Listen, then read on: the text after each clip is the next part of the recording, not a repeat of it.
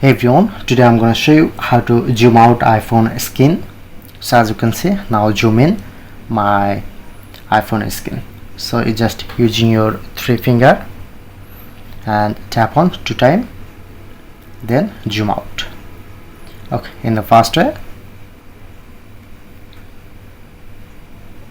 and the another, using your 3 finger, tap on 3 times.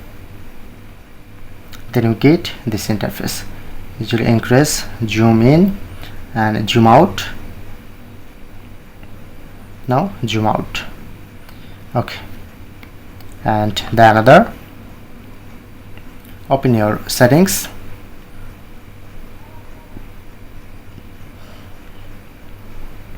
click on accessibility, then you get zoom option. Now it's turn on. Make sure to turn off zoom option.